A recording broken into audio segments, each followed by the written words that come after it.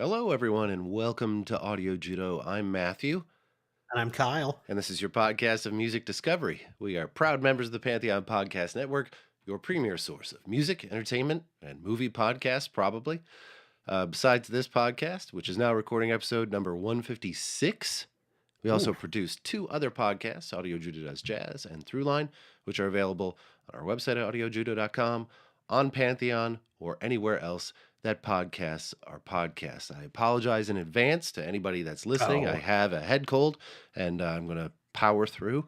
I'll probably turn away from the mic a bit to cough, but we're going to make it through. You got the breathy voice. Oh yeah. You got the smelly cat. Yeah. You got the smelly cat voice. Smelly cat voice. Oh yeah. It's a joy, really. So, yeah, clearly. I can tell that you're just filled with pleasure about it. So, Kyle, after the relative anonymity of the band that we covered last time, Porcupine Tree, at least in the United States or with people that listen to popular music, what have you chosen for us today? I picked a giant monster of a band. I picked INXS's album Kick from 1987. Yeah. So, first of all, I did not realize this album was that old. I would have put this early 90s, but older than I thought. Do you think that's because their sound never really developed past the sound of Kick? So if you had heard anything in the 90s, it sounds remarkably like this record. I would say very much. Anything by INXS sounds remarkably like this record. Yeah, I would say very much yes. All of their 90s output up until the band, dissolved, is basically this same kind of a sound. And I think it's because this album was so successful that they stuck with it. So peaked at number 1 in Australia, number 3 on the US Billboard 200. It spent a total of 79 weeks on the chart in the US. It stayed 22 consecutive weeks in the top 10, which is pretty damn good. Number 9 in the UK, number 15 in Austria. It made 4 Austria, not Australia. Australia. Australia. Glossalingua Australia. 4 top 10 US singles: New Sensation, Never Tear Us Apart, Devil Inside, and the number 1, Need You Tonight. Certified platinum in the US December 22nd, 1987, less than 2 months after release. So it had sold 2 million copies within 2 months. By the end of 1989, so basically 2 years after it was released, quadruple platinum. By 1997, 6x platinum. Just a monster of an album. 1988, and go ahead. I was just going to say, it's one of the most iconic and recognizable albums of that era. Just about everyone I knew had a copy of this record because we didn't really buy singles back then. We bought the record. Yeah.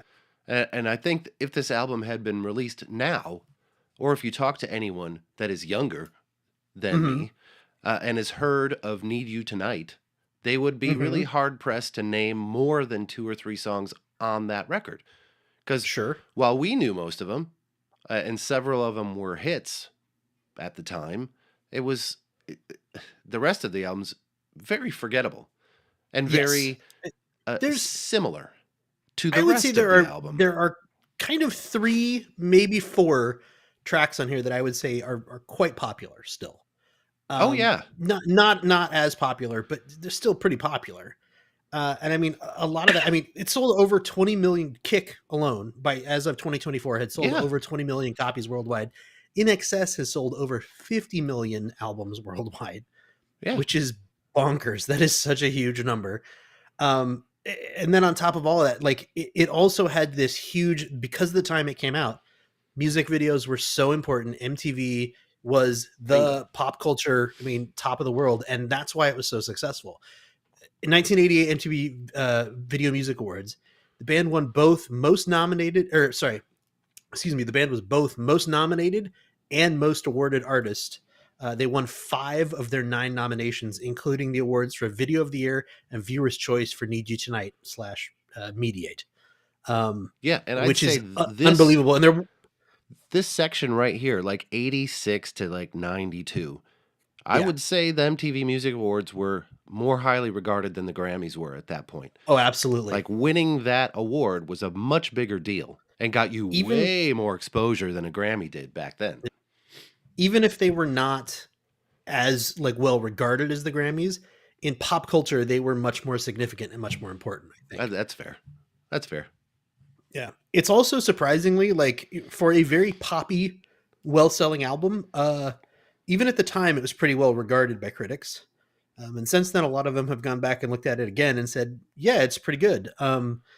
Somebody called it rhythm rock perfection. Yeah.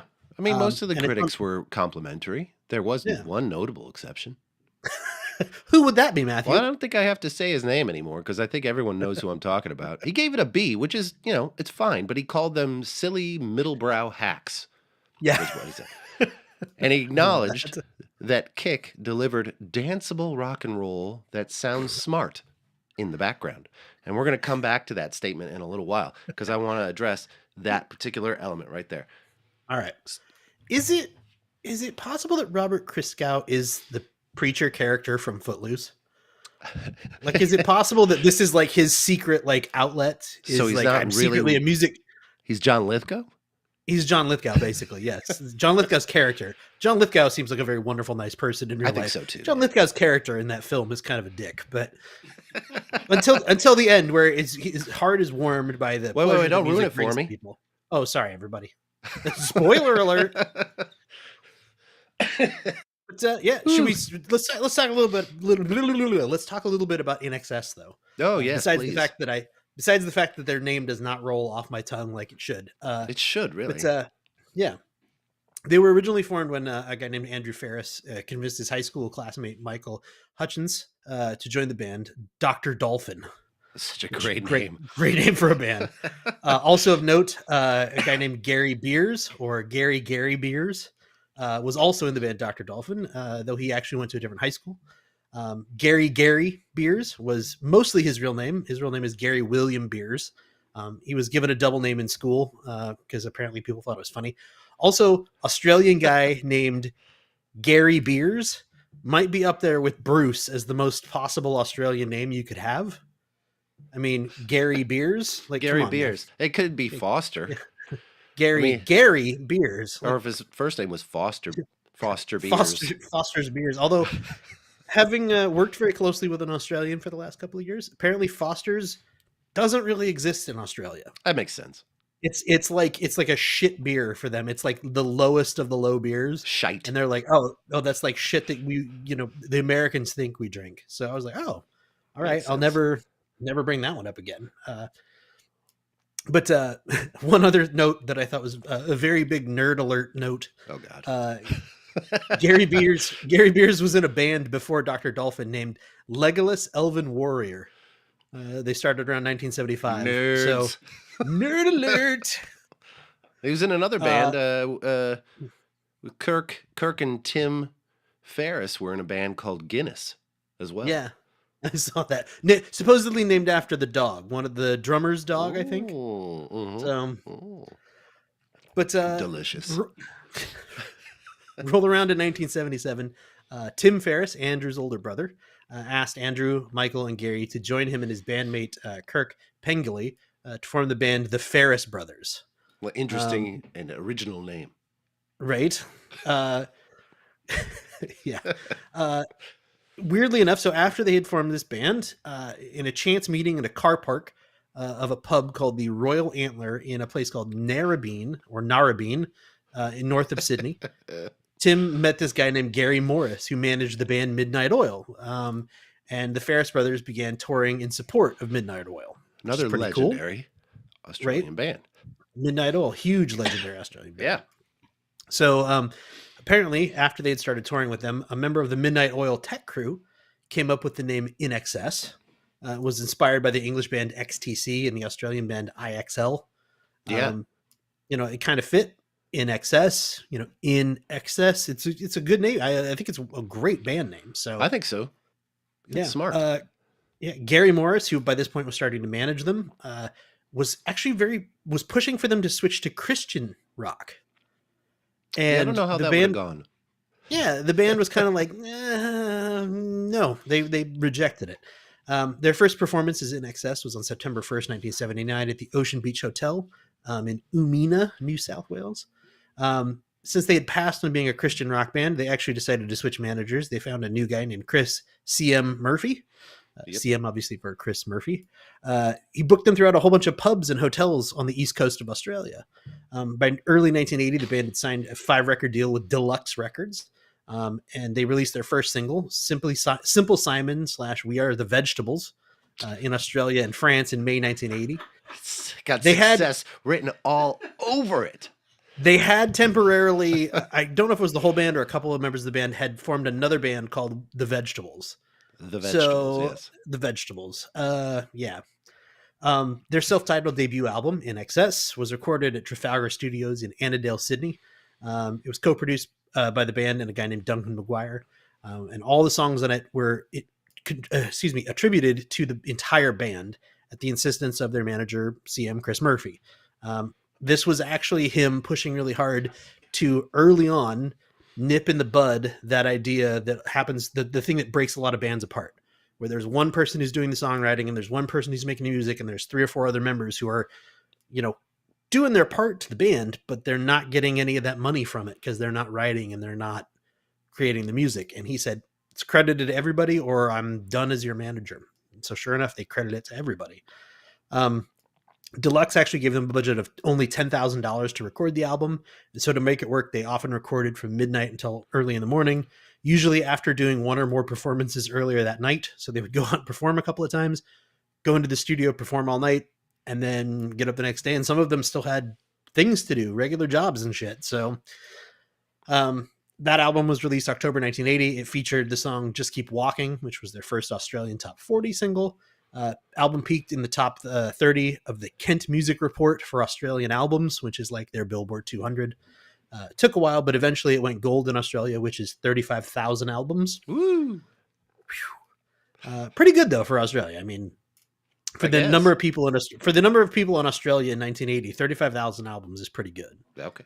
The band then toured in support of the album. They did almost 300 shows in 1981 alone. That's a nuts number. That is a nuts number, right?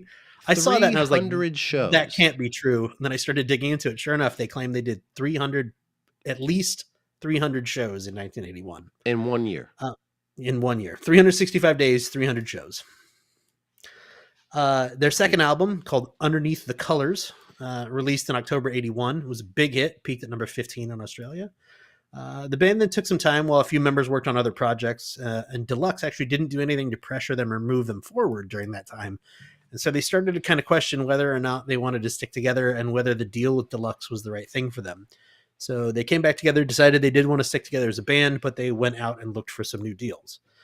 RCA at the time was the distribution company for Deluxe, and they had this guy working for them named Rockin' Rod Woods, who had heard some demos of INXS and some of their new work. He was really impressed. He went and pushed RCA to sign them internationally, which they did in July 1982. They released their next album, Shabu Shuba, which is fun to say. Shabu Shuba. Is that what it is? It's not Shabu? I always pronounce it Shabu Shuba. Oh.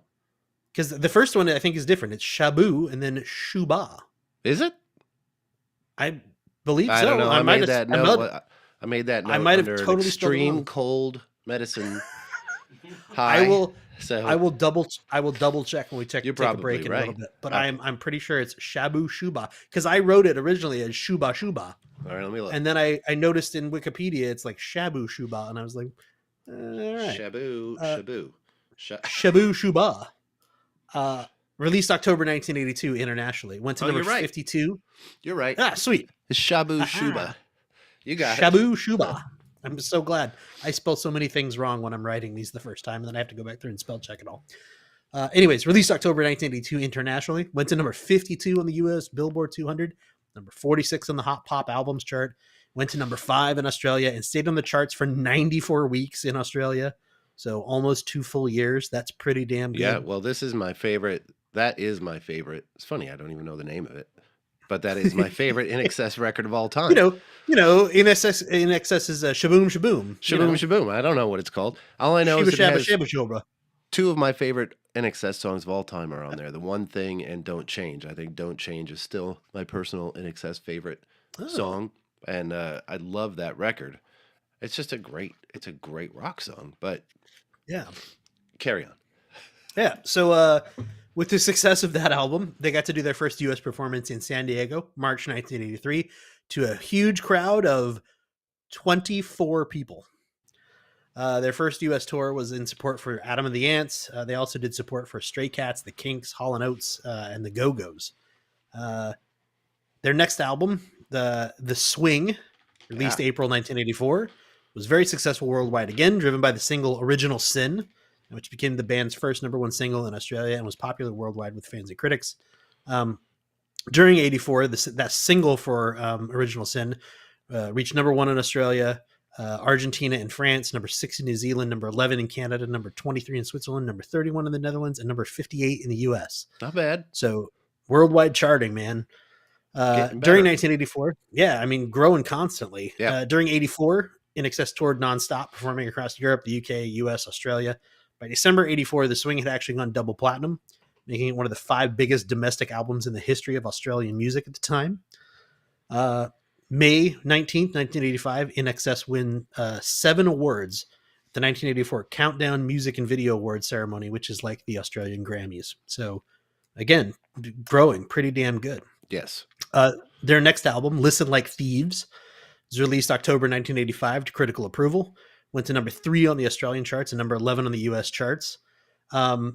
During production, Chris Thomas, who was their producer, worried that there wasn't like a killer track on the album. There wasn't something that would really drive sales. And Andrew showed the band this demo tape for a funk song that he was working on, and he called it Funk Song Number 13. The band liked it, and they took it and they developed it into the hit song "What You Need," which became one of their first like mega worldwide hits. Yeah. The band then toured and supported Listen Like Thieves before they supposedly were trying to take an 8-month break. But during that time, their manager booked them to a whole bunch of these like mega concerts in all over Australia that were like, the 10 biggest bands in Australia, Midnight Oil, INXS, like all these huge bands were playing in these monster, festival style concerts. So the break wasn't so much of a break. But then, towards the end of that 8 months, the band went back into the studio to begin recording the album we're going to talk about today, Kick. Hell yeah.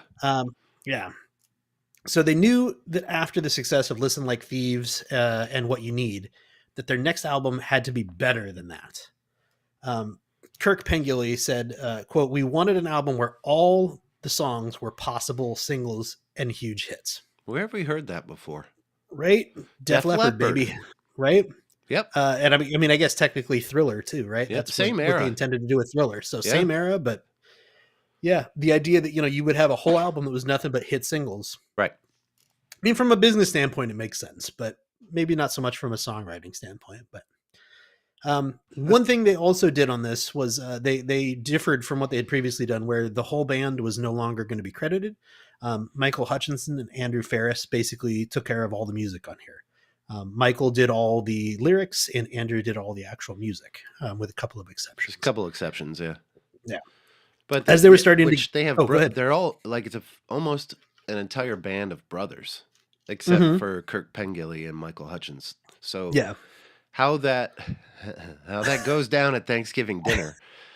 I thought someone's getting the lion's share. So the only 2 people that are not in the family are the ones doing the majority of the work. No, Andrew Ferris is. Andrew Oh, I guess Ferris, that's true. Yeah. right? But that's what I mean. Like he's going to Thanksgiving dinner with his brothers who are getting paid shit now, and Oh, he's getting I see what he's you're getting saying. most Yeah. of the royalty. And how do you reconcile that at the end? Yeah. That's going to be Would have been ugly. difficult, but Yeah. Interestingly as well, they actually rehearsed in the Sydney Opera House. Like, just like there's not other rehearsal spaces in Sydney, Australia. He's like, I guess we got to use the Opera House or the high school gym. Those are our two choices. And they're like, yeah, Sounds like a good place to be. yeah. You I know, mean, I'm sure it sounded wonderful. I mean, the acoustics in there are phenomenal. So they must not have had anything going on. no, apparently not. Uh, January '87, INXS goes into Rhinoceros Studios in Sydney to begin recording this sixth studio album. It was their second one to go with producer Chris Thomas. At the band's request, fellow engineer David Nicholas was also brought in to assist with the album's production. The band management also began booking tour dates in Europe in anticipation of this album. And basically, Chris Thomas, the producer, felt that this might not leave them enough time to complete the record. So he actually persuaded Michael and Andrew to take a trip to Hong Kong for a couple of weeks to stay in an apartment that Michael co-owned and write a bunch of material while they were there. Just get away from it all, go there, sit down, write, come up with some stuff and come back. So they come back after this 2-week seclusion in Hong Kong, and they return to the recording sessions in Australia with a handful of demo tapes, including songs Need You Tonight, Kick, Calling All Nations, and some others. Chris Thomas knew that the album was done when he heard the recordings and organized the last portion of the album's production to be carried out at the at the Studio de la Grande Armée in Paris. Grande Armée. So they took off to Paris for a few weeks. Yeah. Took off to Paris for a few weeks, recorded the rest of the album, and then came back to Australia. The name of the album, Kick, was actually considered really early on. And they kind of were floating around a couple other names, but they ended up finding the word kick in a bunch of the lyrics. And then during this little Hong Kong sojourn, they wrote a song called Kick that has the word kick in it a bunch of times. Yeah. So, bunch of times. And so they were like, we felt like after we'd written that song, it was a sign that the album needed to be named Kick. So there you have it, right? Yeah. In their official, in their 2005 official autobiography, Chris Murphy said that when Kick was completed, he flew to New York to play the finished album for the top executives of Atlantic Records, and they actually straight up rejected the album. They were like, there's too much funk and too much dance in this, and it's going to alienate the band's like rock following. They actually offered the band $1 million to scrap this and start over again. Oof. And the band said, no, we're not doing that. They rejected that offer, and they were like, this is what we're going to release. Because of this, Chris had this like secret plan that he had kind of been cooking up as soon as he found out that Atlantic might reject it. So unknown to the Atlantic upper management, he had also arranged a secret meeting with some of the staff of Atlantic's radio promotion division while he was in New York. And he played them Need You Tonight. The head of the college radio promotion department, their marketing department, agreed to concentrate a huge marketing and play strategy on a bunch of college campus radios across the US. That'll work. So immediately, within just a couple of weeks, that song, the single, was a huge success. And it basically forced the studio to release that single early and then release the album because they knew it was going to be a huge success. That's pretty sly. Yeah. So because of that, they were able to set the single release date was September 1987 for Need You Tonight. The album itself came out in October 1987. Should we talk a little bit about the cover? Oh, sure. Oh, you got one? That's the one. Still It is- in the Ooh. plastic. Is that the 25 No, or the 35 or the original? the original. Ooh, very nice. Yeah, so that is one thing. I don't think I made a note of this anywhere, but I should bring it up. They have re-released this album twice. So there was a 25th anniversary release and a 35th anniversary re-release. All three of them sound really good. So anyone you listen to is fine. The 25th anniversary has some additional content, and I believe it was remastered in 5.1 maybe that you can get it in. And then the 35, I want to say, has even more content, and I think you can get it in Dolby Atmos if you really want a Dolby Atmos. Whoa. Right? What's that like? Oh, right? Yeah. The album cover, though, it's nothing Yes. special, really. No, it's Am I- not. It's just some pictures of the band and a weird skateboard floating in midair with somebody riding it. Right? I assume that's one of the band members. Let's just go ahead and say it is. It's Right. got that typical side-looking shot of Michael Hutchence. You know, it's got the smoky glare. You know, the look, the hair, the jacket. Everyone's like, "Ooh." Art direction. Go ahead. Oh, I would say I do like that when you fold it open, though. Like if you fold it open flat, it's one continuous picture. Look at that. That's pretty cool. Yeah, that is pretty. That's cool. pretty cool. Yeah, you would say art direction, Nick Egan. Nick Egan, who's done stuff for The Clash, Bow Wow Wow, Bananarama, Psych Furs, Duran Duran, and he has very close working relationships, obviously based on those bands, with Malcolm McLaren. And Oliver Stone as well. He was responsible for the cover design for the Doors soundtrack album and also the JFK soundtrack album, both early 1990s Oliver Stone movies. Yeah. Ken Smith, also credited with additional art direction and some additional design. Ken's an Australian-based designer who's done a lot of work with a bunch of local Australian artists starting in the early 70s. So my assumption was that Ken was kind of doing the local work and Nick was doing the work for probably Atlantic somewhere else in the world. Yep. Bob Weathers, also credited with additional art direction and some additional design. It was hard to find information about this guy because on Discogs, he's credited as Bob Withers, the country singer. Oh. So if you look at this album and you're like, oh, who's Bob Withers? You click on it, it brings up a bunch of country albums from the 60s. Yeah, I don't think that's him.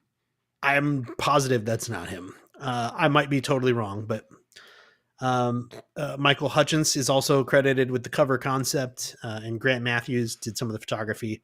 Grant's an Australian photographer with a long list of musicians' photography under his belt. Tons of concerts. Every major Australian band you can imagine he's done photography for. That's such an interesting credit.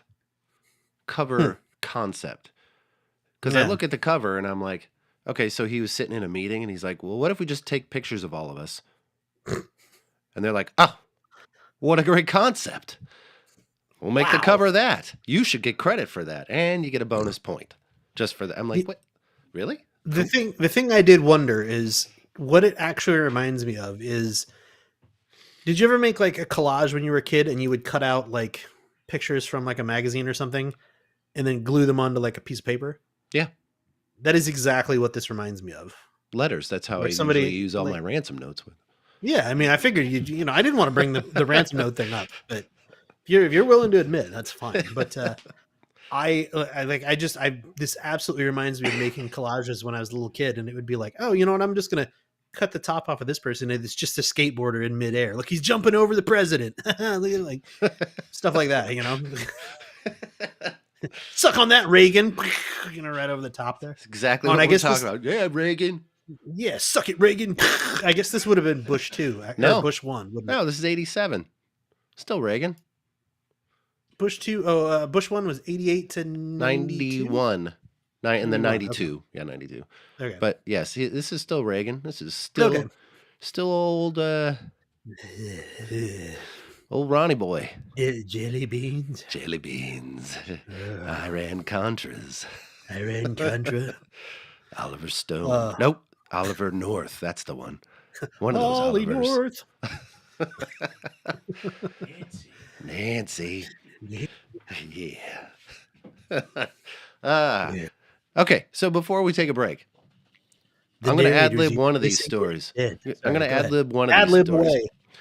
I'm going to try anyway. So there's something you said earlier, or something that was said earlier by Robert Christgau. He said that it's a great album to put on in the background.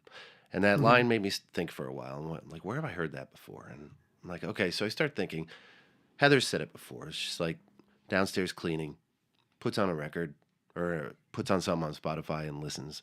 And I'm like, okay. And I started to listen to some of our older episodes, and I realized that you have said that on the top 10 records of the year a lot. Oh. And I started to kind of drill down on what this means, because I personally have never put on a record for background. Okay. So there's this difference between active listening and Mhm. passive listening. I I have never passively listened to a record before. And because if I'm going to do it, it requires my attention. It requires my involvement.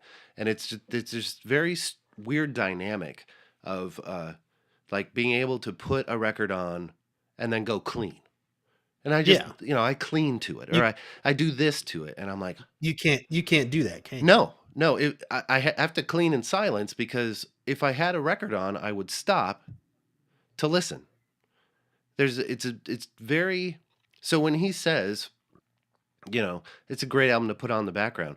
To me, it's insulting to me Hmm. because it's just not what I do. I feel like that's an insult, not for you saying it because people could do that, but for me, if I said it, it would be an absolute insult to the artist. If someone that listens Okay, to sure. music the way I listen to music said, "Oh, I just put that album on in the background," like, but you Oh never yeah, do and that. see, when I agree with you here. I think when Robert Christgau says it, I take that as an insult. He's Mm, like, this is passive. Just put it on whenever. Nobody gives a shit. When I say it, I'm intentionally trying to put out there like, hey, it's a good enough album that I don't have to focus on it to try to pick out like the good parts. I can just put it on and passively listen to it and still enjoy it without having right, to sit there and be like, all right, where's that solo that's the good part of this song or whatever. It's just kind of you can just let it wash over you and it's still enjoyable. right, and I think that definitely lends itself to the styles of music that you and I gravitate to. Hmm. When I gravitate to a more progressive side that requires very active listening, very uh, participatory listening, Hmm.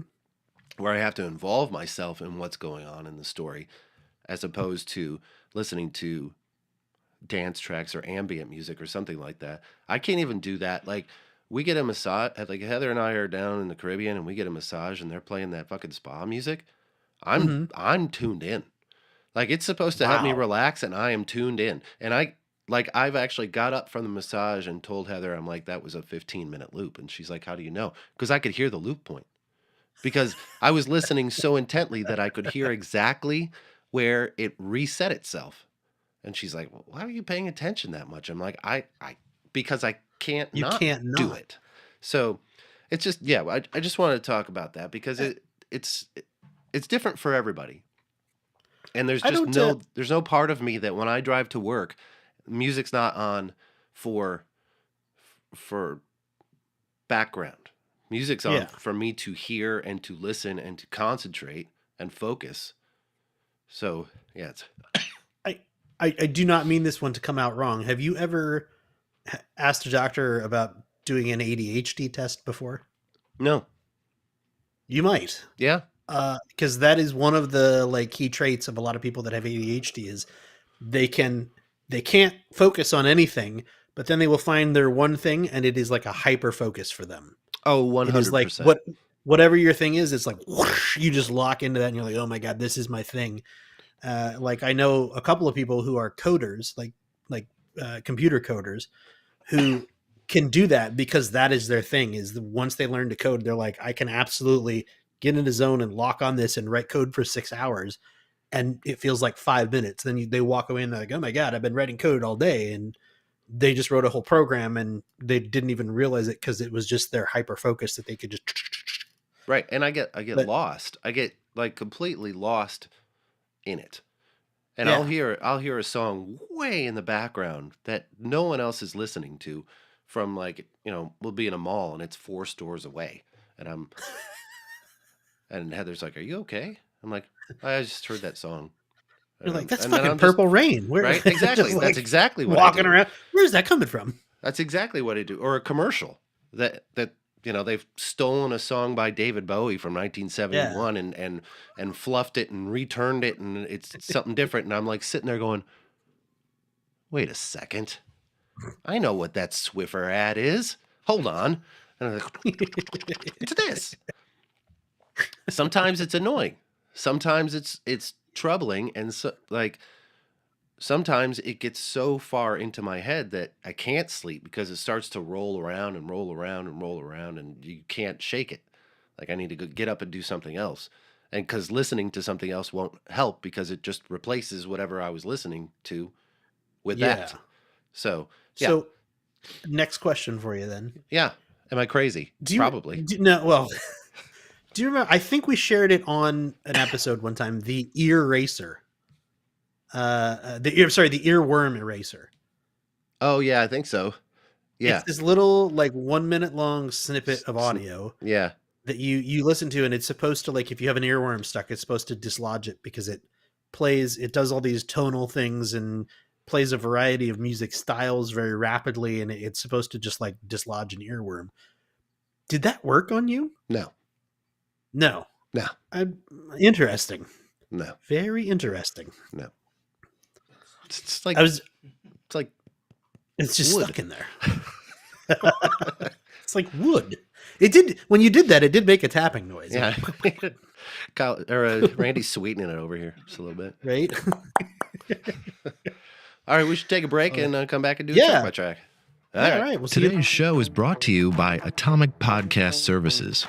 Are you tired of spending hours hunched over your computer struggling to edit your podcast episodes? Do you want more time to create instead of editing? Well, we have the solution for you.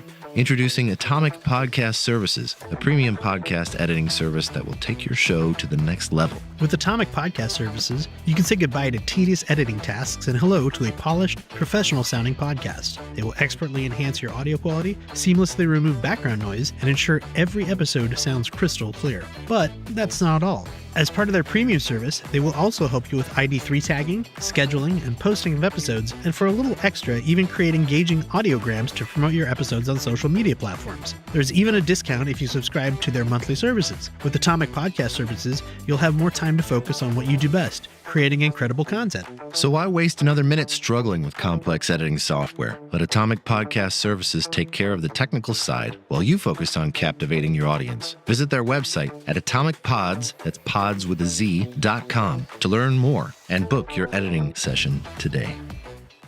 Hello, this is Matthew from Audio Judo. Are you looking for additional Audio Judo content? Stuff that will make you laugh with an emphasis on music? Then you need to subscribe to our Patreon page, and this is how you do it.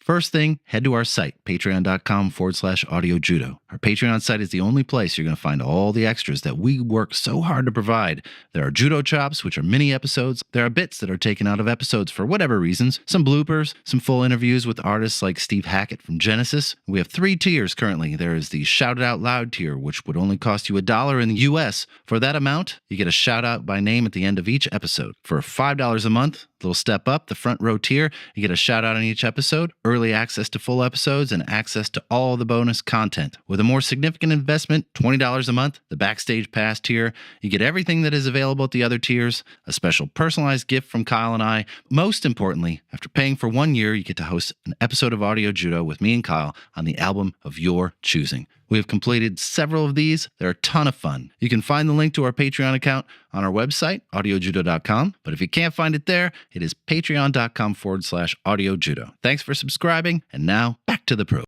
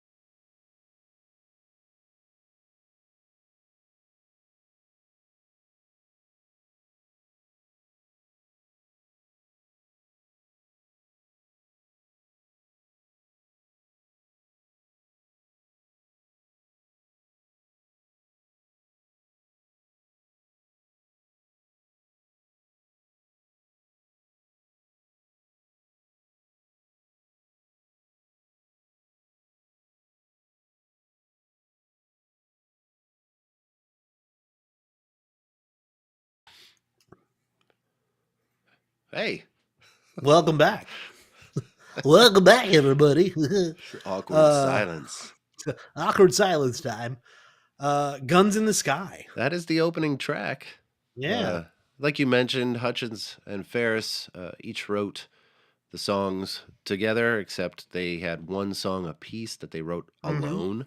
This song was the sole Michael Hutchins creation, developed almost exclusively on a Roland 707 drum machine, or at least the drum part was. The song is quite very overtly about the SDI program. That had been funded in Star Wars, right, developed by the Reagan administration, the Strategic Defense Initiatives, as it was dubbed by the media. Star Wars in the 1980s was supposed to be our way to prevent MAD, mutually assured destruction. Essentially, it was supposed to operate like the Iron Dome that protects Israel. But this was the mid-80s, and that tech just didn't really exist then. So, besides throwing billions and billions of dollars at it for years and years, it never worked and was allegedly shelved. Shelved in 1993 when Clinton took office. This is another one of those things where, there's a lot of people that believe there's a lot of conspiracy theories around this, like that tech still exists. There's satellites in space that can be, turned on at a moment's notice, that we're still developing it, yada, yada, yada. I don't know. Maybe we are, maybe we aren't. Who the hell knows? I don't know. Doesn't matter. But, not really. No. But like you said, this was right at this is kind of in the waning days of the Cold War. Yeah. Like I would say that the 60s into the 70s were the height of the Cold War. And by the late 80s, it was kind of this waning long-term thing. And, nuclear threat was still there. And there was still this, threat of a third world war, basically. But by this point, the Soviet Union, you could kind of tell they were starting to fade. They'd had a lot of setbacks throughout the 80s. Their economy wasn't doing so great by this point.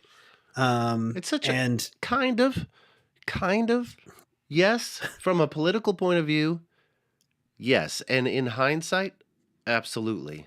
Yeah. I agree with that. I guess that's true. At the time, it probably felt very different. Living through it, like a lot of songs from that era, dealt with a lot of what we were feeling at the time, which was impending doom and catastrophe.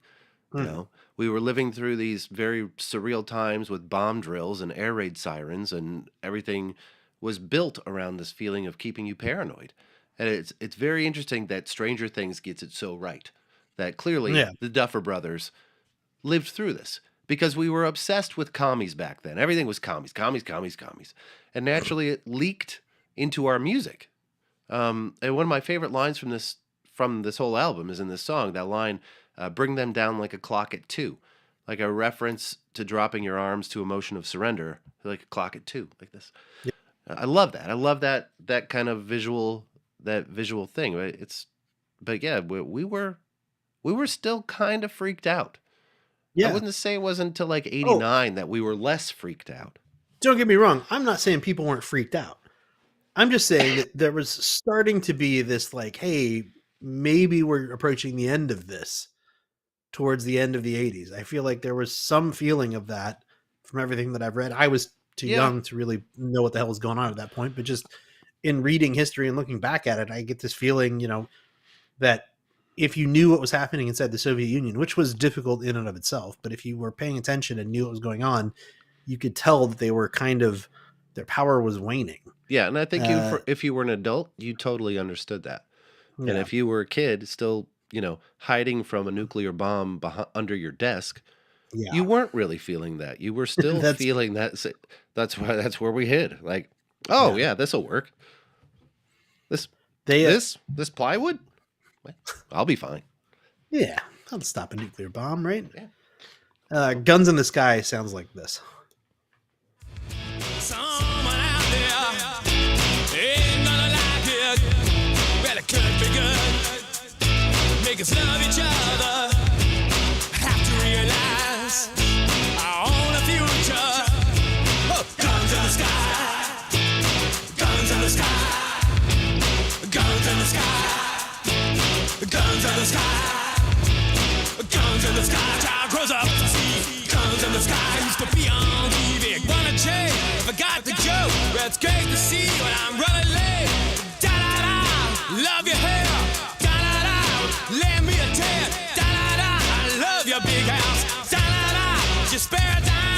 sick of it. It's a load of shit. I'm just yelling shit. So musically, it's a great song for 1987. Sure. See, now when I listen to it, I'm like, damn, that is so repetitive. And while the drums are heavy sounding, very thick, the guitar is similarly weak sounding and thin. Mhm. Welcome to the 1980s, everyone. Yeah. I have Well, you know the story. Go ahead. You know the story behind the guitar, right? What about it? So Tim Ferriss had bought his son this little miniature Flying V electric guitar, right? And he brought it in to kind of show it off. It was around the studio or whatever. And when they were getting ready to record this, he kind of jokingly plugged it in and started to play it, right? And it was such a like, I mean, it was a toy guitar. It wasn't like intended to be like an actual instrument, but the strings and everything on it were so loose. He could absolutely just slur every note as he played it. I mean, he could just wham, wham, wham, wham, wham, wham, wham, and just it didn't require, he it didn't require the type of like dexterity and things that you would need to do that on a real guitar. So they actually recorded this with that toy guitar, and it that's the sound that ended up on the actual album. However, when they then went to tour later on, it made this problem because he didn't really want to haul around a toy guitar with him and pull it out. And, it was small too. Fair enough. He's like, I don't really want to play that on stage. It looks kind of ridiculous. So then he had to refigure out how to tune a guitar properly so that he could play the notes from this song. And it required a whole different tuning and all kinds of weird shit. Huh. So that's a lot of work. It is. And I've always had this love-hate relationship with INXS. They go back and forth because they have moments of brilliance. And then I would dig deeper. And a sound like this that just, I realized how much I was not really into it for a really long time. Like I really get involved for one record for a few songs, and then I'd listen to the rest of it and be like, oh, I don't want to. And it's just thin. Yeah. And it definitely is, to go back to your point about repetition, a lot of the songs on this album are very repetitive. Oh boy. And a lot of the songs from this era, when you look at them, are very repetitive. But that's part of the 80s sound. That's part of what made it pop music, is it was easy to remember and it stuck in your head and you could listen to it on the radio in the background and not really concern yourself. Callback. And lots of cocaine. Yeah, and lots of cocaine. That was the other. A little bit of cocaine here, a little bit of cocaine there. It adds up to a lot of cocaine. Cocaine everywhere. Cocaine everywhere. New Sensation. It starts this very unbelievable run of singles on this record. It does. And what is strange to me is that it's not that far off sounding from the last song. No. As far as raw sound. But it's so much stronger. The riff is unique and cool, but the sound of the guitar is not noticeably different. The melody is just better. Yes. The melody carries the day. Yeah. You were going to say something. I was going to say, this is like, to me, this is a sister song to Huey Lewis's I Want a New Drug. Oh. They always kind of have been in my head. They sound okay back to back, but like for some reason they are just, the themes of them and the way that they play out fit together really well to me. They just kind of mesh for some reason. So I could see that. Every time I hear this, and it is kind of what it's about. The song's about the 80s party lifestyle and how you can, go party it up and have a good time.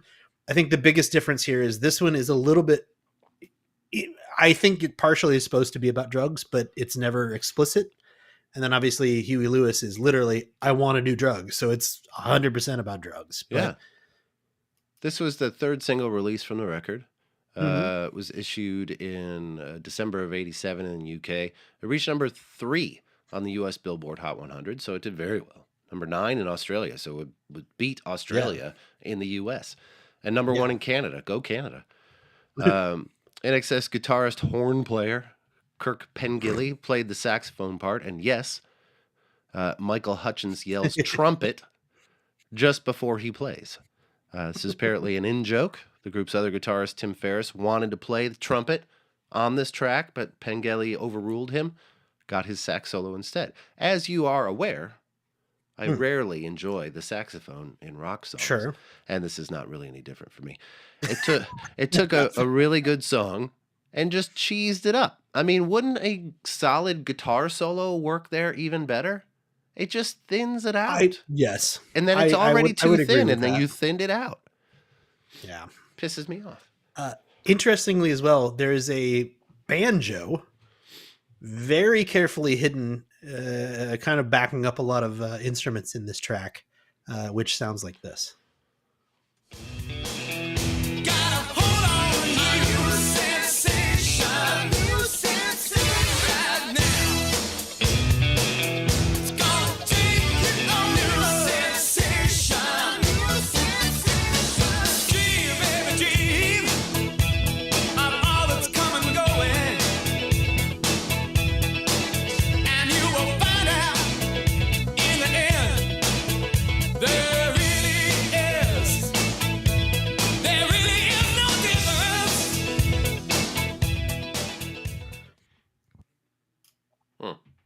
Yeah. I didn't hear the banjo.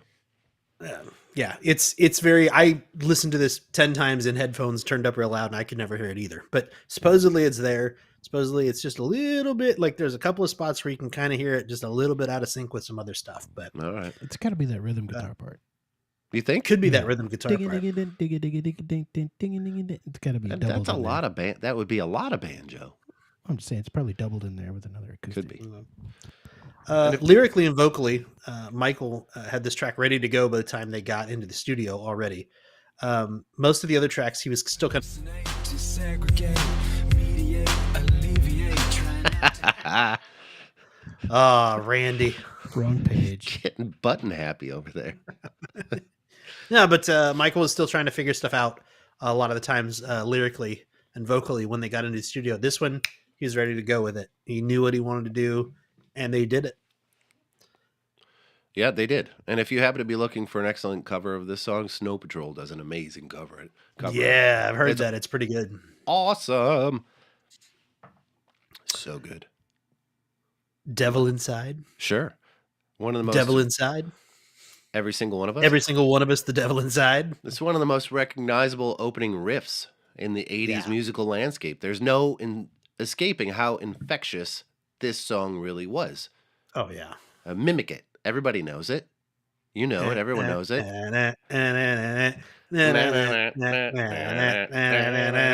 Right? Everybody does it. Song was Yeah. written by Andrew Ferris, Michael Hutchence, was released as the second single, third in the UK, from the band's sixth studio album, this one that we're talking about. The song reached number 2 on the US Billboard Hot 100 chart for 2 weeks. 2 weeks.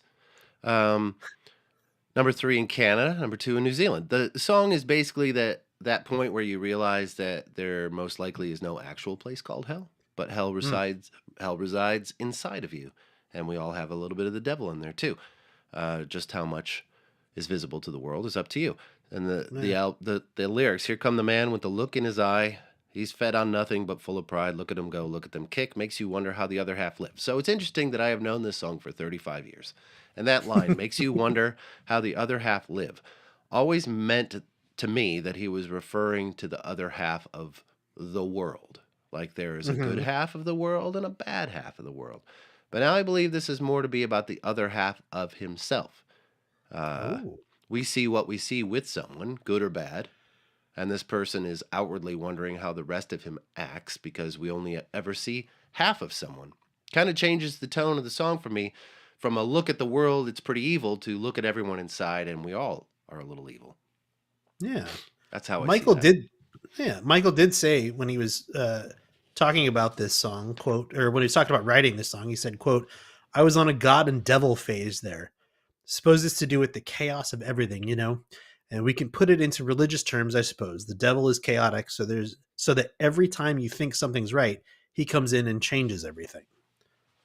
But I definitely think that could fit with what you were just talking about as well. Because if you're interpreting it to be, you know, the devil is not a concept of hell and an afterlife and all that stuff, but it's something inside of you.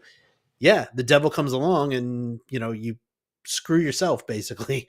You do things that are evil in a way that you don't necessarily intend. And then you have to step back and look at it and be like, what the hell did I just do? Like, What did I do? Yeah. Exactly. Yeah, I'll come back to this part in just a second. This is what Devil Inside sounds like. Okay.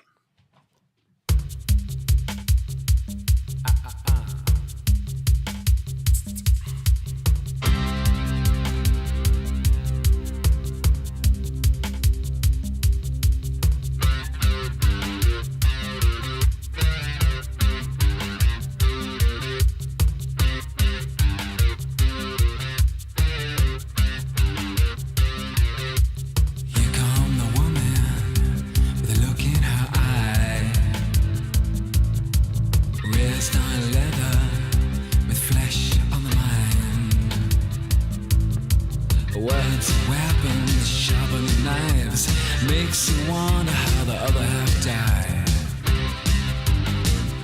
Other half died.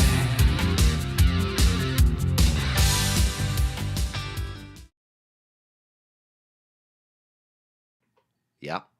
So You said you were going to come back to it. Come back to it. yes, yeah. So the thing I was going to talk about is I see a lot of influence on this album in particular, but in INXS's career from the Rolling Stones.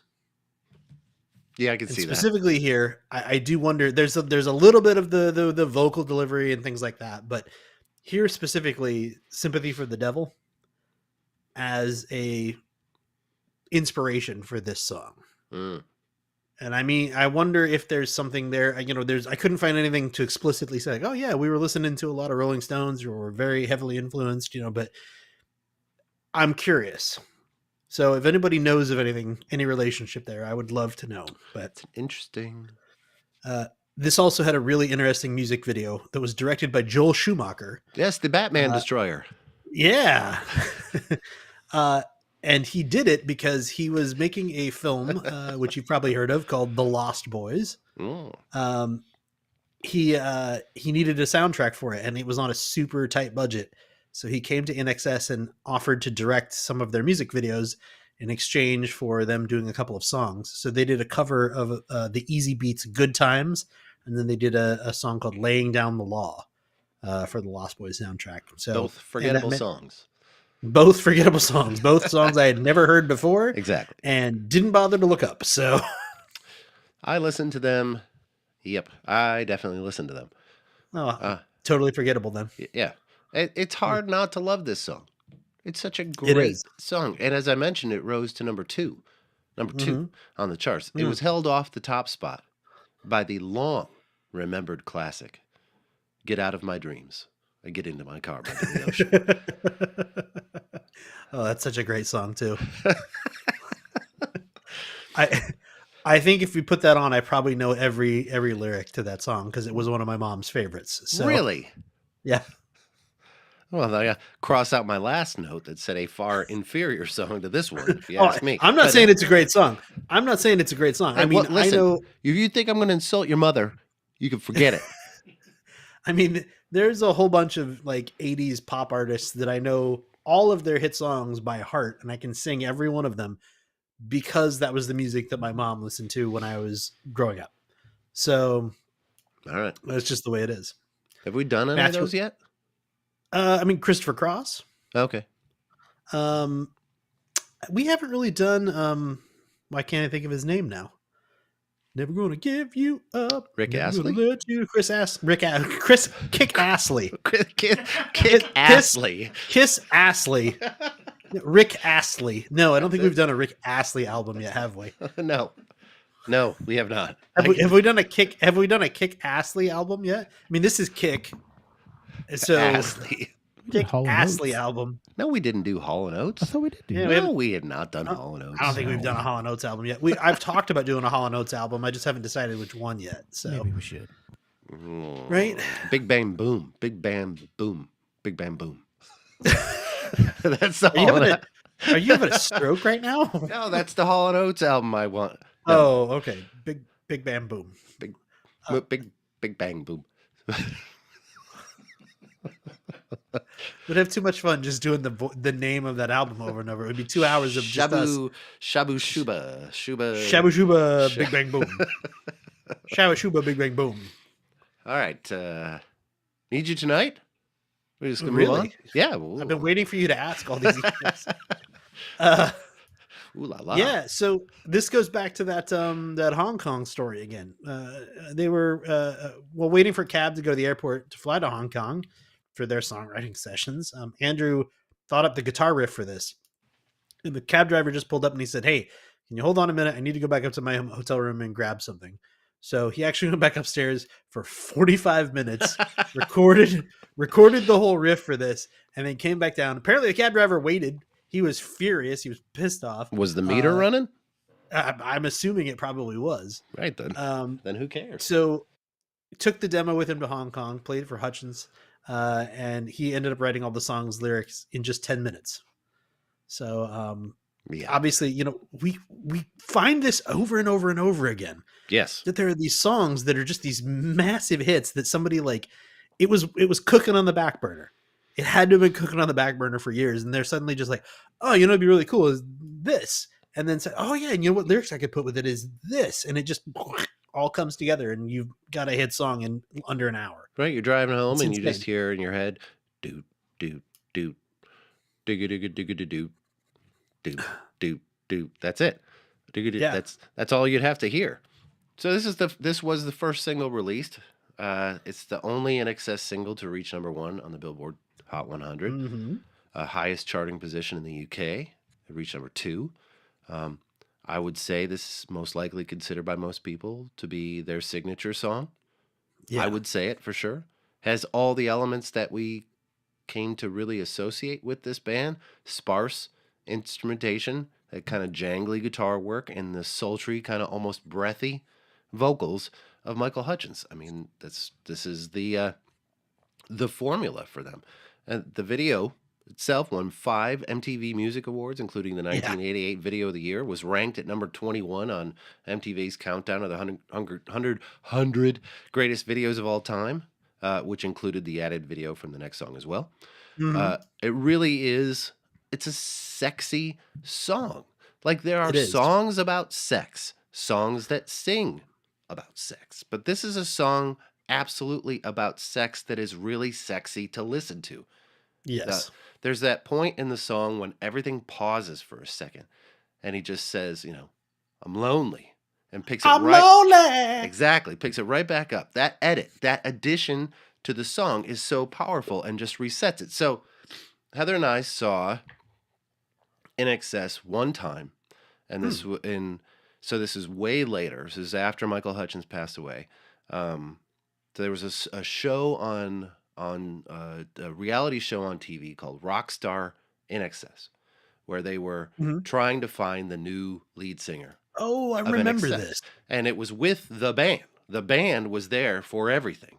And so Heather and I just got involved in like the first 2 episodes, and we ended up watching it. And we had favorites, and the guy that won, JT, he fit in all right, but we're like, okay, they're coming to Detroit. We should go check it out. Let's see if this is if this is any good. And so we saw him at the Masonic Temple in Detroit. And if people who are listening to me in Detroit right now and haven't been to a concert at the Masonic Temple, do yourself a favor. Yes, it's a shitty part of town, really shitty, so be careful. But go there, because it is just one of the most magnificent structures I have ever been in. There's 2 full concert theaters in that structure. There's a Whoa. roller derby rink in it. There's a What? floated stage and another. It's huge and ornate and massive, and the acoustics are flawless. It was incredible to hear. And I'm like, okay, it was actually pretty decent live with him. But they did this song, obviously, as they should. But that pause where before I'm lonely, they paused for like 10 seconds Yeah. and let the crowd just get worked into a lather just for that part, and then pop right in the face, and you're like, oh, okay. So how effective would that have been with Michael Hutchence instead of JT? Oh, man. You know, it Yeah. must have been a scene to see something There like were that. there were a couple of spots online where I read that they used to do that. You know, like you said, it was like 8 or 10 or 12 seconds that they would hold, depending on the crowd, and then just launch back into it. And it was apparently amazing. Everybody would go nuts. So Yeah, it's so powerful. That edit is so powerful in the song and it just resets the song all over again. It's great. yeah. Need You Tonight sounds like this. I need you tonight, 'cause I'm not sleeping. There's something about you, girl, that makes me sweat. So how do you feel? I'm lonely. What do you think? Can't think it all. What you gonna do? Gonna live my life. How do you feel? I'm lonely.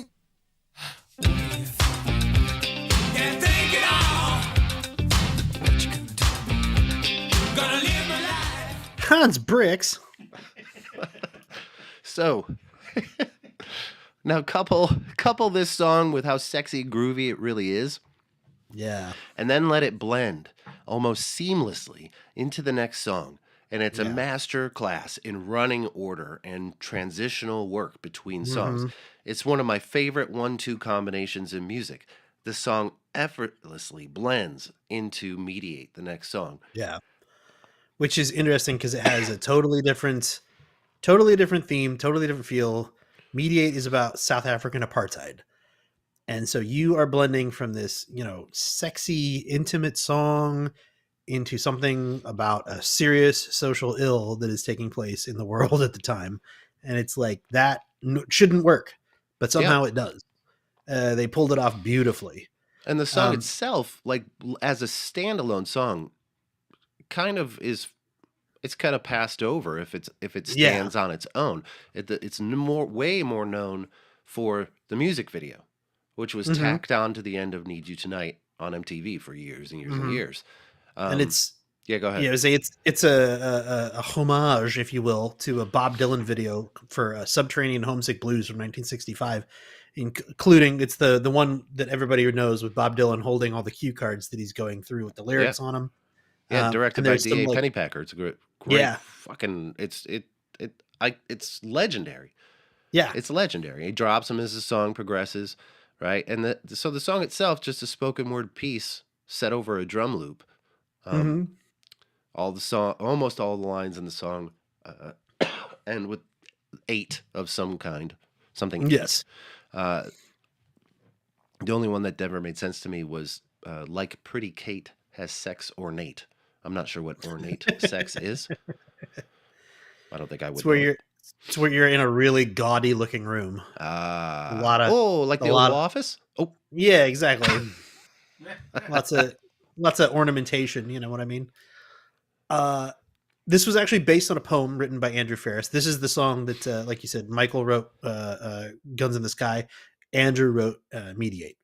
It started out as a poem that he had written, turned it into this song, and it sounds like this.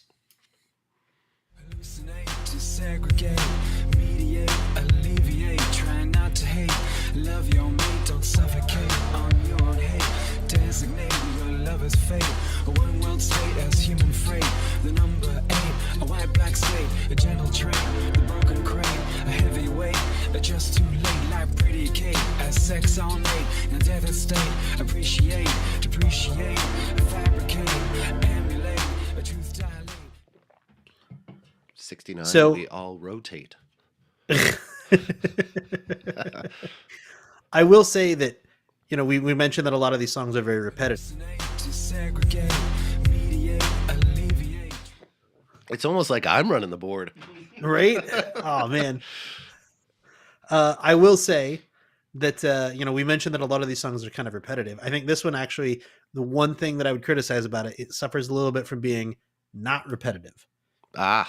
And I think that's why it's often, it doesn't really stand alone particularly well, because it's musical and there's that flow to it and it rhymes, but there's not a chorus, there's not a hook, there's not something to kind of make you pause for a second and, oh, here's the chorus, and then back to this, and then here's a chorus again, and then it doesn't have that normal song structure to it. I get that. Yeah, it's dreamy.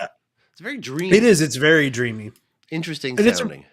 Yeah. Again, I think it's a wonderful song. It's just it's always paired up with "Need You Tonight," both in the music video form and in the album form, and a lot of times when it's played on the radio, it's the outro to "Need You Tonight," especially if the DJ needed a bathroom break.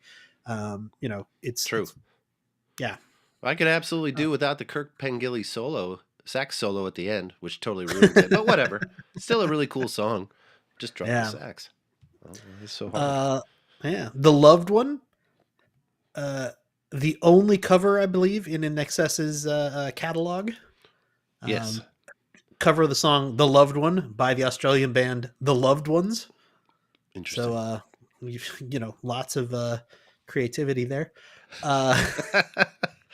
Writing credit on this one goes to Ian Klein, Jerry Humphreys, and Rob Lovett from The Loved Ones. The Loved Ones? The Loved Ones. And they actually, INXS had covered this before on a compilation album called INXSive from 1982, but they did it again here. Basically, Chris, their producer, was like, "Hey, we feel like we need to do something here that is another hit song that can kind of pull this album a little bit further." And he's like, "Have you guys ever thought about a cover or whatever?" And somebody said, "Well, we did a cover once of The Loved One." And he's like, "Great, let's do that." So then they kind of started to play this, and they were like, "No, we need to change it." And they made it totally different than the original cover was. So it sounds nothing like the one from INXSive, which I guess is a good way to do a cover. It's another cover that sounds completely different. And I forget which one of the band members said it, but they're like, "Yeah, the guys from the Loved Ones love this because now we've done 2 covers of theirs, and every time somebody goes to buy an album, they're like, which one is it?" So they buy both of them, and now they get paid twice. So I had no idea this was a cover because it I mean, sounds how- exactly how like would you? INXS. Yeah. So they either spent an awful long time trying to make it sound like them, or simply everything they play just sounds like them, no matter what, Yeah. which isn't a bad problem to have. No, It's a fine song. It's just not that Yeah. memorable. right? It sounds like this. Baby, I love you so. I need you now. I want you back. I can't go on. Oh, baby, I love you so. I need you now. I want you back. I can't go on. I love you so, baby. This one to me absolutely feels like something from a movie soundtrack. Yeah. Like this feels like it should be like this is like the credits song for some 80s rom-com. Yeah, not great. Nah. One of like there's a few tracks on this album that I think they probably could have left off. This is one of them. Still good, still not a bad song, but not great either. Wildlife. All right. So, quite obviously, and I think it will become painfully apparent as you move forward, the second side of this record, of which this is technically the first song, is much weaker than the first side. Yes. You start to hear all these striking similarities between the other songs on the album as they relate to other songs on the album. And you could say this is just the way this record sounds, but really this is just the way that INXS sounds, which is what I was Yeah. driving at the very top of the show with, hey, I didn't realize this is from 1987. It could be from 1993. Well, yes, because the stuff they made in 1993 sounds remarkably like the stuff they made in 1987. Selling this many records, though, it's no accident. They're good. But when you become kind of derivative of yourself on the same album, you might be running out of ideas. Yeah. I also Go ahead. I also feel like this is something that we don't have to struggle with anymore. But back when media was very physical, it was albums and CDs to a lesser extent, but cassettes for sure. You could wear out one side of an album. Yeah. You could, because if you were playing, it's like, oh man, the A side has all the hits. The B side is kind of, if you were playing the A side over and over and over, you're going to scratch it. It's going to get more dust on it. It's going to get more, worn down. Same thing with cassettes. Because I play did the this A with side. cassettes all the time. Yeah, you'd play the A side and you're like, I don't want to Yeah. listen to the B side. So you'd rewind it or fast forward through the whole B side if you had a really shitty tape player that didn't have a rewind option on it. So you had to fast forward through the whole B side and then The flip it first back side of over and Brothers play in the A Arms. First side of Yeah. Brothers in Arms, destroyed. side. Second side, barely touched. Sounded pristine, brand new. Yeah. But yeah, this is not a problem anybody has to worry about anymore. But definitely in cases like this, I think that happened a lot. I agree. Yeah, Wildlife sounds like this.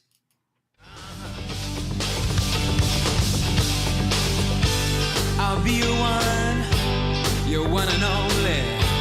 Like animals, locked in a zoo.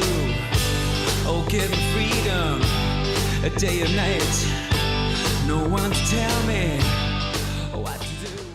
Wildlife. Wildlife. The song sounds See- like other songs on this record, but weaker. Yeah. Kind of goes nowhere, and that's it. And this is really just another song about that sinful lifestyle so well covered on Devil Inside from Side 1. So why are we revisiting it here? You already did it. And musician folks out there, please, please, please, if you need a placeholder in a song because you can't write any lyrics, please do not do the do in your fucking song. Just fill it. Either find words or just leave it out. I hate the I hate it so much. But how do you feel about the I don't care for that either. This album does have the 35th anniversary of this album on iTunes has a track by track breakdown by Tim Ferriss. And there's some gems in there, but this track is very short. And one of the things he said is he doesn't remember much about this song, but he does remember that they had a ton of fun recording it. So I bet. I don't know what that means. Code word, cocaine. Yes. Never Tear Us Apart. Ooh, see, this is a good song. It's a nice ballad. It's good really a song. nice ballad. Yeah. It was released in June of '88, right? Fourth single from the record, written by Andrew Ferris. The music was. The lyrics were written by Michael Hutchence for his then girlfriend Michelle Bennett, who many describe as his first real love. They dated from '82 to '87, and although they broke up, they remained very close friends. And allegedly, she was the last person to speak with Michael before he took his life in 1987.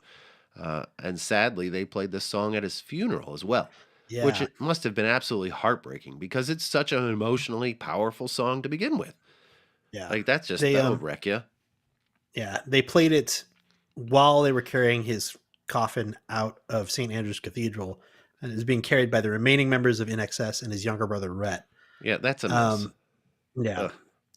Andrew Ferris said, as part of the tribute to Michael, to mark what would have been his 50th birthday, he told this story. He said, quote, "In 1986, I sat down on an upright piano and started working on the chords that would eventually become Never Tear Us Apart. I thought it had a potential and asked Michael what he thought of it. He told me he really liked it, so I recorded a blues-style demo for it. I gave the demo to Michael, and the eventual lyric that he wrote was truly inspired, straight from the heart. I know how much that lyric meant to him. It was a personal love lyric, very much in the moment for him." So I think that's beautiful. Same quote? Same quote. I pulled out of there. I think that's beautiful and it really is. It's so background. Reached number 7 on the Billboard Hot 100. Should have done better. Number 5 on the Billboard U.S. Mainstream Rock Chart. Number 14 in Australia, 24 in the UK. Nominated for 4 Australian Music Awards and won 2. Peaked at number 11 on the singles chart there. Later in 2014, it showed up on the chart. It was ranked at number 282 on Rolling Stone's list of the 500 greatest songs of all time. And I feel that while Need You Tonight is their signature song, this is probably their best song. Because honestly, it sounds so much different than anything else in their catalog. It's written like a waltz with these real thick strings, and the melody is this constant ascending and descending with these dramatic gaps that work so well. And generally, as everyone knows, I hate the saxophone in rock music. But this is so much different than a typical rock or pop song, and I think it's perfect for this song. And it shows, a lot about Michael because he sings this song with so much more conviction than he sings a lot of the other tracks on here, because a lot of the other tracks, they're sex songs. They're sultry, they're this. And all of a sudden he had to deliver this very powerful vocal, this very emotional vocal, with the words, we could live for 1,000 years, but if I hurt you, I'd make wine from your tears. And he's really got to be fully invested in here. And he delivers. It's good shit. It is. It's a great, great song. Yeah, it sounds like this.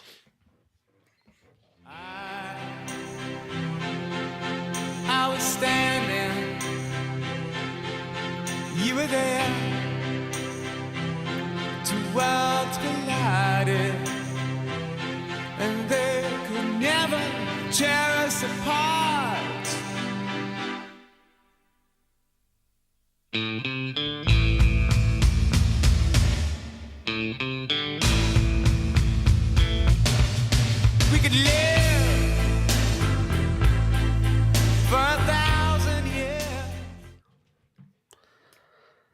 cut that one off in a little bit of a weird spot, but Okay. like I said earlier, this started as a piano ballad and had no orchestral structure to it. And that original arrangement you can actually hear on the Kick 25 anniversary reissue. It's really good. It's very nice. Chris Thomas, the producer, said as well, quote, "It was kind of a Fats Domino bluesy kind of Rolling Stonesy early 60s song. I heard it and I thought we could do more and came up with the idea to substitute strings for the piano. That changed everything. It was what the song deserved because its structure, because in structure and lyrics, it was so strong already." Yeah, it definitely So- has an early 60s vibe to it. Yeah. Great ballad though. Great Yeah. song. It is a great song. Mystify. Yeah. Fifth and final single from the record. Did okay, got to number 14 on the Billboard modern rock track chart. But I think the public at this point, because this is the fifth single, was just about done with this album Yeah. by that point. Yeah. And I guess I'm not really sure what they're going for here. It's got the cheesy finger snaps. Kind Yeah. of jazz club swing to it at the opening. It's a real weird song, man. And it was apparently Andrew and Michael wrote it at a studio in Chicago when they were doing some work there. But why? Who knows? It's, I don't know. It's a weird song. And Tim Ferriss said in the same iTunes track by track, he said, quote, "That was another song that Andrew had the keyboard part. It was kind of a lumpy old piano song, that one. I remember they had a pretty clear direction in their head on that song, and Michael really loved the chorus. I remember the way it would come out of the chorus and then back into the verse and rocked out. Okay. I don't get any of that from this song. No, neither do I. But Yeah. No, he also said we were trying to do it just kept feeling immediate. Doesn't have a normal pop song structure, and it's very unusual actually. The way Michael and I worked as songwriters, I like to think that we did things quite often that weren't natural or normal pop structures in our songs. And you know what? You did that until you didn't. And then you went back to the old familiar musical sounds because the beginning of the song is unusual. mm-hmm. And then it's not. Yeah. So it's not a bad song, but it's not a good one either. No. It sounds like this. All veils and misty, streets are blue. Almond looks, that chill divine.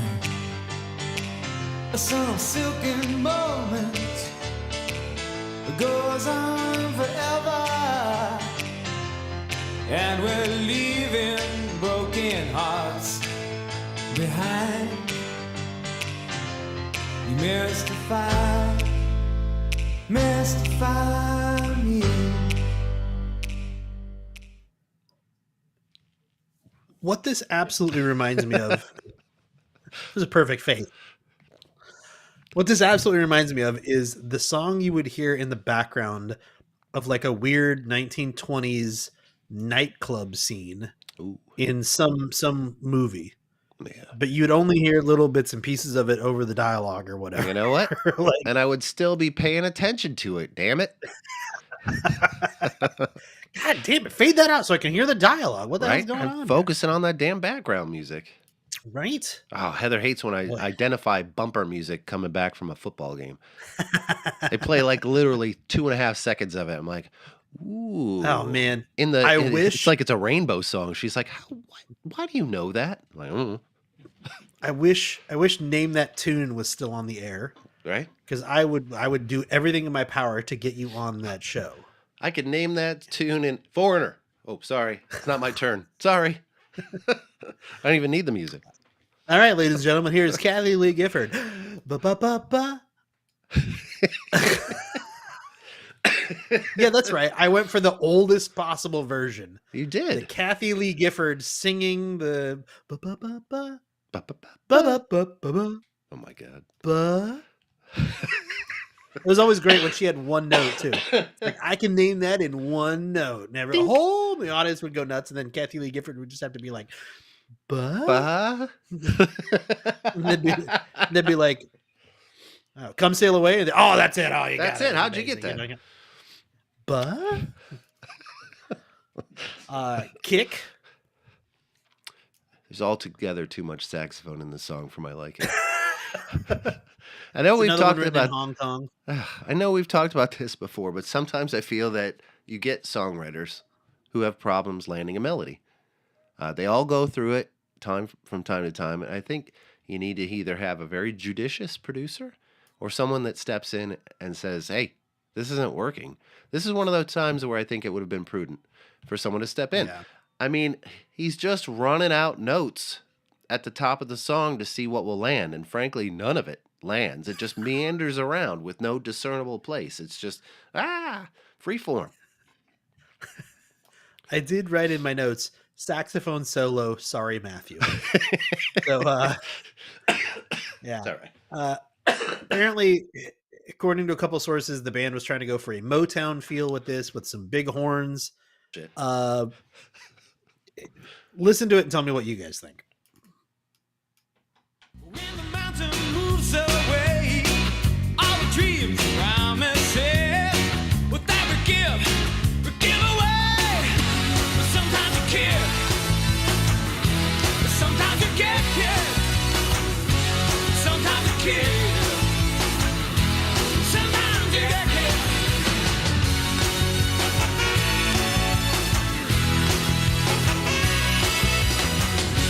Sometimes you get, but sometimes you get killed. Sometimes you care, but sometimes you get killed. Yeah. This is, named kick. It has the word kick in it over and over and over. Sometimes you kick, sometimes you get kicked. Yeah. This sounds like this would make a great country song. This would make a great country song. Like, Oh, agreed. if nobody's done a country cover of this, here it is. It's a Blake Shelton. million single seller right here, even though music is not measured that way anymore. 10 million download. I'm going on the streamer voice. I'm going in on the the first voice, month. and this is the song I'm doing with big old cowboy hat. Sometimes you kick. Sometimes a Sometimes you kick. get. Boom, boom. You get some slide guitar in there. Sometimes you kick. Wow, wow. Sometimes you get kicked. Wow, Worst. wow. Worst track on the album, in my opinion. Yeah, not great, but Calling All Nations. Yeah, and the more and more I listened to this album, I realized how much of a party album this really is. I Yeah. heard it at parties for sure, but I don't think I had any idea that almost every song is about Mhm. a party. This one is absolutely the ultimate party. Yeah. You don't have to be rich. You don't have to be famous. You just got to have a little bit of patience. Jump Right. into your old car or take a cab, train, or boat. The only thing that matters is that you really go. Come on down to the party, calling all nations. Let's forget all this shit that's bringing us down at the moment in 1987. Cold War, Russians, homelessness, inflation, Iran-Contra, anything and everything that was a shit show, and just come down here and party your ass off because the world is most likely about to end anyway. So what do you have to Right. lose? This is Tim Ferriss's favorite song that the band ever did. That is a nutty statement. He actually, several members of the band used to carry around their own video equipment. So you got to remember this is the 1980s. When I say they used to carry around their own video equipment, I mean they were carrying around a giant shoulder-mounted camera with a giant hip bag that Yeah, I had had one. the batteries and had the recorder in it, and you got Yeah. 10 minutes of tape, or you got 10 minutes of video on each battery. Yeah, I had one. Yeah, a lot of people had them, but Yeah. several members of the band apparently had them, and they would film stuff. So, like when they were recording, if you weren't actively playing or whatever, they would record each other. And apparently, Tim Ferriss took a lot of that footage and he used to put together these little video montages. But he put together a bunch of behind the scenes footage and called it "Calling All Nations," and set this song to it and gave it out to the band and some of the crew from one of their tours as like a, hey, thank you. This is all, behind the scenes footage from this tour or whatever. And apparently, like, it's kind of lost now. Nobody seems to know where it is, but apparently it's one of his favorite things he's ever done. He loved it. Oh my God. So if anybody has a copy of that out there somewhere, let's get it digitized and find it again. But Calling All Nations sounds like this.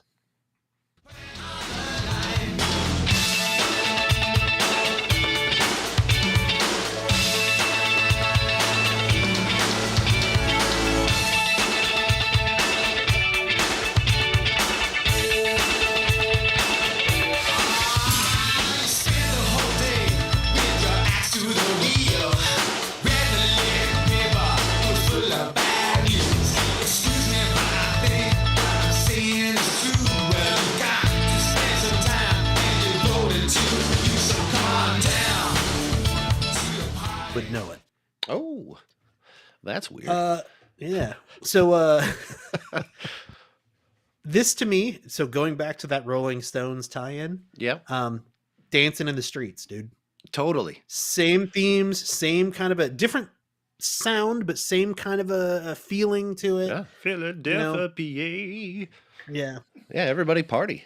That's all Right? it is, right? Yeah. And it sounds like a lot of other songs on the record. Mhm. It's still pretty effective. I don't mind this one because it knows exactly what it is. It's a big old party song. Yeah. Tiny Daggers. Final song on the record. I Yeah. love this one. I think it's because it's just different enough to make it interesting.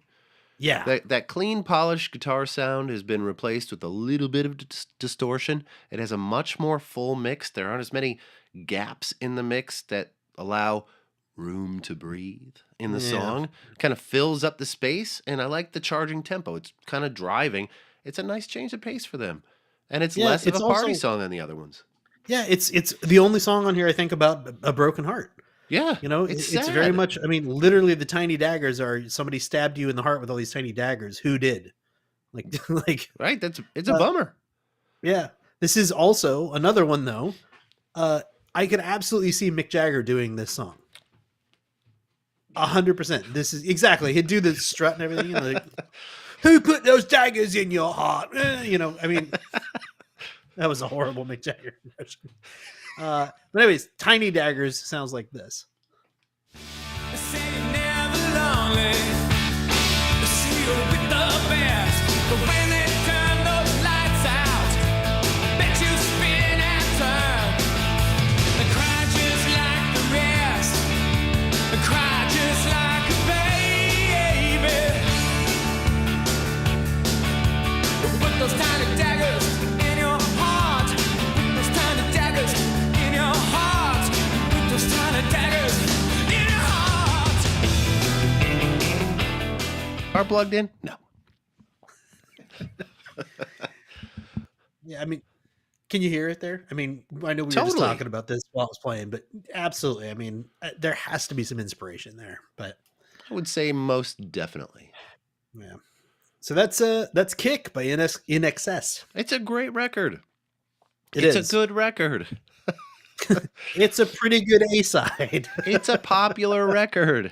It's a popular record. That's for sure true. Yes, we continue our assault trying to cover every single popular 80s record ever. We will eventually. Yeah, one at a time. I mean, how many records could there have been between January 1st, 1980 and December 31st, 1989? Barely any. Yeah, I mean, hardly any. We'll get there. So if you you want to tell us what you think about this record, you can let us know on Facebook.com/Audio Judo or Instagram at audio_Judo, or you can find us on TikTok at Audio Judo or YouTube at youtube.com/@Audio Judo. Or you can send us an email randomly at info@audiojudo.com. We like getting notes from people and hearing from you and Yeah. letting us know what you think. And if you have record recommendations or basically just tell me to shut up, that's fine too. Definitely, you can also respond in the YouTube comments section. Oh, yeah. Those definitely do not enrage us to a point of throwing things across the room. Not at all. Trolls. Yeah. You got Patreon any, shout outs? yeah, I that do one. Yep, actually. yep. Patreon shout outs. I got you, Matthew. Okay, thank you. Yeah, so Diane and Simon C are UK consultants at the Shout It Out Loud tier. Thank you Classy. both so much. John R, the front row seats tier. Thank you so much. And Christian S, David W, Kristen K, Michael A, Michael S, and Scott K, all at the backstage pass tier. Thank you all so much. We could not keep doing this without all of you. It is the one thing that lets us not only buy equipment to do this and pay for the services, but also keeps our significant others from being too complaining about it. So Yes, exactly. We have records coming up by Jamiroquai, Mhm. Fishbone, Genesis, Mm-hmm. and Kyle has to put something on the calendar. Oh yeah, sorry, I got to do that real quick. I'll throw a couple things on there right now. That would be helpful. But other than that, we will talk to everybody in a couple of weeks. Until then, bye-bye, everybody. Bye, everybody.